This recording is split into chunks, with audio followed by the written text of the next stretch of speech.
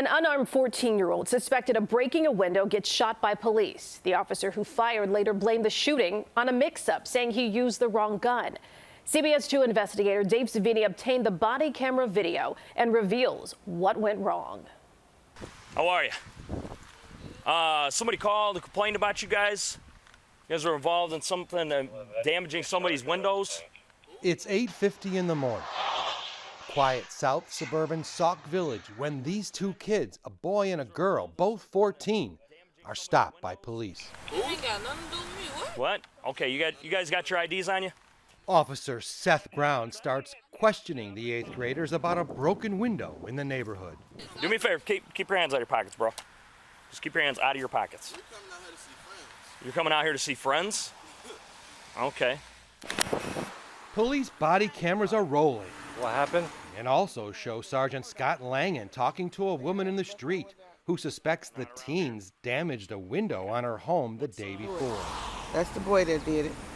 I got a picture of him blowed up. Who are they? Do you know who they are? They know my nephew. Sergeant Langan then approaches the teens who are still being questioned by Officer Brown. Full name and date of birth, okay? I'm not going to play with you two.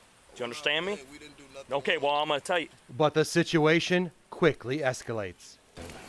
Why are you touching me? Put your hands This behind your ain't back. got nothing to do with Put your hands behind your back, man. Why are you touching me? Because you're under arrest. For what? CDP. Arrested for CDP. What exactly is CDP? The boy's lawyers say the 8th grader definitely didn't know. It's an acronym for criminal damage to property. I'm going to tell you something, dude. His friend then starts recording it all with her phone. Listen. Or it'll be another charge. You understand me? It'll be another charge, man. Then listen to the conflicting messages from the different officers. One saying you'll be let go. The other, you'll be tased. Right now, it's just her word against your word. Put your hands if you want to make behind it your back another now, charge, or I'm going to tase you. you're going to get charged and Put let your go. But then Officer Brown stays true to his word and uses his taser on the 8th grader, who starts screaming in pain. They use the taser on what's known as a pain setting. The only purpose of using the pain setting is to cause maximum pain to the individual. Attorneys Gabe Hardy and Al Hofeld Jr. filed a lawsuit against the Sauk Village Police Department for the teen we are not naming. But it didn't end with the taser. Here's what happened next. Get down. Put your hands behind your back, man. While being shocked by the taser, the teen runs. Then watch as Sergeant Langan pulls his duty weapon from his holster on his right side, a .40 caliber Glock. He aims it and fires. Here's another view. The bullet rips through the teen's hip. These photos were taken at the hospital. Should a handgun have ever been pulled out and fired in this situation? Absolutely not. It was excessive, completely unnecessary. There was no justification whatsoever for this officer immediately drawing his firearm and shooting this 14-year-old kid.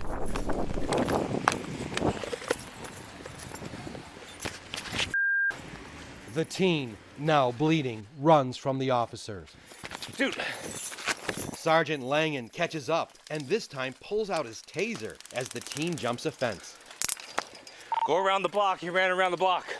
What was this 14-year-old thinking while he was shot and hiding in a yard somewhere? He was afraid they were coming after him. He was afraid they were going to shoot him again. They shot him once for no reason. Why would they not shoot him again? Why did Sergeant Langan shoot? 2 weeks after this March of 2022 incident, Langan was questioned by state police and Cook County prosecutors. In this report obtained by the CBS 2 investigators, he claimed the shooting was an accident. He said he thought he grabbed his taser and didn't realize he grabbed his gun, and stated, "I'm completely sorry. I feel like I let everyone down. I have nothing else to say." Do you think he should have known that he had a handgun in his hand? He certainly should have known they had a handgun in his hand. He pulled the weapon from the holster that holds his handgun. Keep in mind, the handgun in this case, the Glock, is nearly 5 times the weight of the taser. Reckless? Beyond reckless. And that is complete disregard and recklessness by you, the officer, not only endangering the individual that you are firing at, but the public in general. Where he had kept his gun and his taser mattered. Take a look at this photo showing the sergeant's vest. It shows where he carried his taser. Then look at Officer Brown's gear. He had a separate holster on the other side of his body for his taser. There was a life-saving reason for this. A year earlier in Minnesota, an officer grabbed her gun instead of her taser and killed Dante Wright during a traffic stop. To make sure this type of incident didn't happen in Sauk Village, the police chief required officers to move their tasers to the opposite side of their body from their handgun, said Langen in his statement.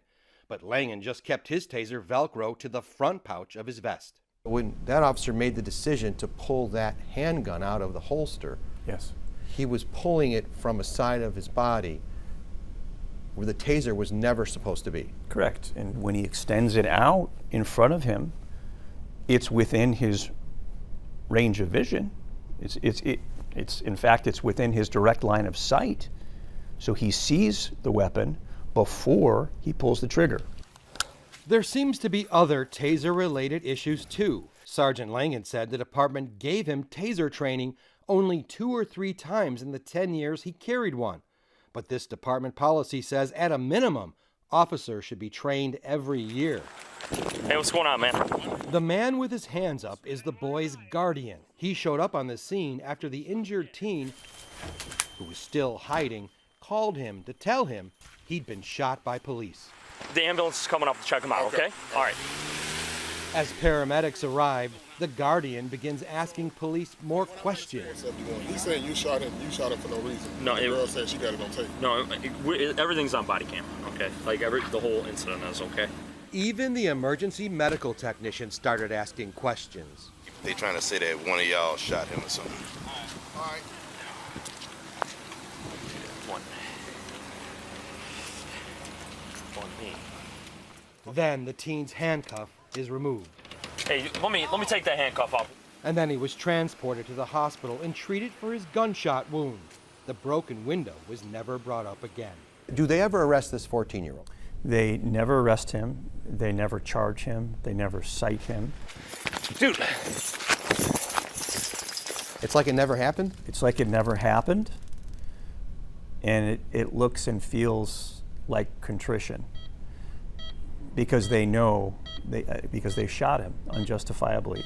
It's now been a year and a half since the shooting, and the police department has yet to even start the disciplinary process. Last month, the Cook County State's Attorney's Office decided not to charge Sergeant Langen. The Sauk Village Police Chief says he was waiting on that decision before taking any action. Dave Savini, CBS 2 Investigators.